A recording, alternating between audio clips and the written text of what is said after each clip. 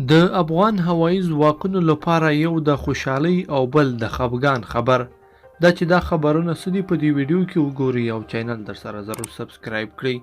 السلام علیکم لیدونکو، ستړي مه شئ. لومړی خبر د خوشحالۍ خبر دی.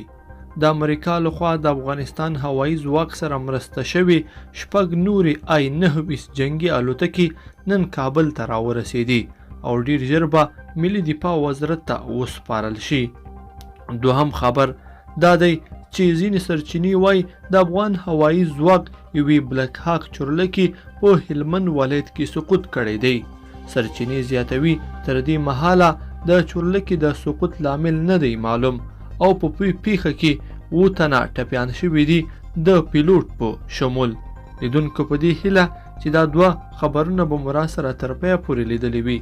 که مو دغه ویډیو خوښه شوې ویډیو لایک کړئ د سره او چینل هم سبسکرایب کړئ. تر بیا ښه وخت د لوی الله په امان.